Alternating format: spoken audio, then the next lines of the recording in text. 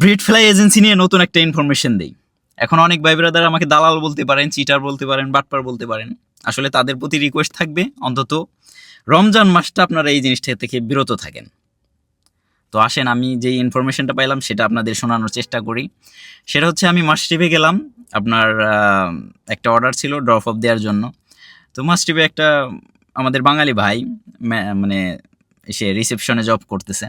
তো দেখে ভালোই লাগলো, বাঙালি ভাই বিরাদার রিসেপশনে জব করতেছে। অবশ্য আমি এমনিতে নর্মালি হিন্দি বা ইংলিশে কথা বলার চেষ্টা করি, কারণ জানি না বাঙালি কিনা। তো সেই ভাই আমাকে দেখে বলতেছে আমি বাঙালি ভাই।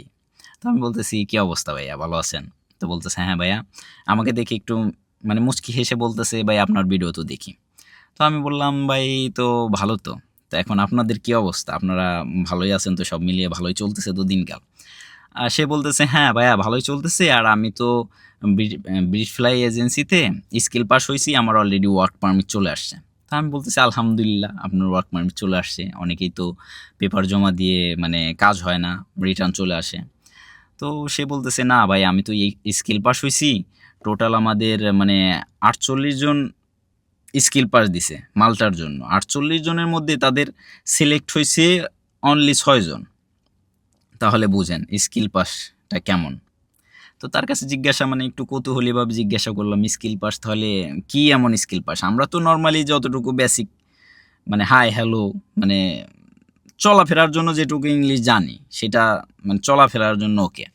বাট ট্রোলিভাবে সে বলতেছে আমরা বায়ারের সাথে কথা বলছি একেবারে লাইভ চ্যাটে, লাইভে কথা বলছে প্রায় 9-10 মিনিটের মতো। তো 9-10 মিনিটে যদি আপনি কথা বলেন একটা বোঝা যায় আপনার যে আপনি ইংলিশে কথা বলতে পারেন, সেটা বোঝা যায়। 9-10 মিনিট কথা বলা মানে অবশ্যই একজন শিক্ষিত পার্সন বা এডুকেটেড পার্সন ছাড়া সম্ভব না। তো সে ভাইকে বললাম তাহলে তো ভাই আপনি লাকি, যান, আল্লাহ ভরসা, দেখে শুনে যান, আপনার জন্য বেস্ট অফ লাক। তো সে বলতেছে ওকে ভাইয়া দোয়া করবেন, এই আর কি। তো আমাদের অনেক ভাই ব্রাদার যেতে চাচ্ছেন মানে মাল্টার জন্য অ্যাপ্লাই করতে চান বা আরও ভালো ভালো কান্ট্রিতে যেগুলো আপনার ইংলিশটা খুব গুরুত্বপূর্ণ। ইউরোপের জন্য সব কান্ট্রির জন্যই ইংলিশটা খুব গুরুত্বপূর্ণ, কারণ ইংলিশ ছাড়া তো আপনি কথা বলতে পারবেন না।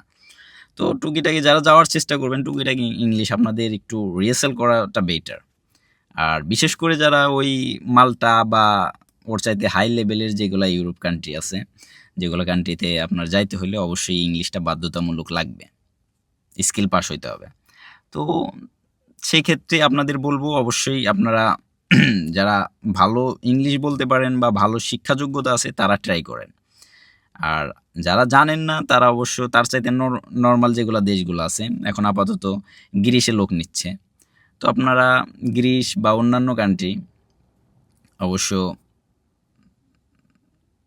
দেখতে পারেন, কথা বলে দেখতে পারেন। আমি অবশ্য জানি না, ব্রিড ফ্লাই কথা বলি নাই, তো জানি না এখন আপাতত কোন কান্ট্রির জন্য লোক নিচ্ছে তারা। তো আপনারা অফিসে গিয়ে কথা বলতে পারেন, তো তারাই আপনাকে বলে দিবে যে আপনার কোনটার জন্য কোনটা গুরুত্বপূর্ণ।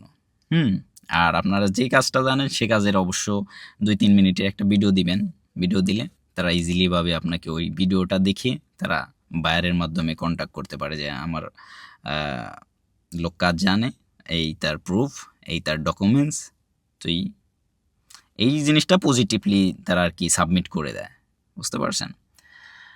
তো এটাই অবশ্যই যারা স্বপ্ন দেখে আছেন ইউরোপের জন্য তাদের বলবো না আপনারা স্বপ্ন থেকে বেরিয়ে আসেন বা নিরাশ হয়ে যান, এটা বলবো না। অবশ্যই চেষ্টা করেন, ভালো কিছু হবে। আর আপনাদের পরিচিত যদি ব্রিড ফ্লাইয়ের চাইতেও ভালো এজেন্সি থাকে সেটাই ট্রাই করেন, সেটাই চেষ্টা করেন। তবে লেগে থাকতে হবে, ধৈর্য ধরে লেগে থাকতে হবে, চেষ্টা থাকতে হবে। বেস্ট অফ লাক, ভালো থাকবেন, সুস্থ থাকবেন ব্রো।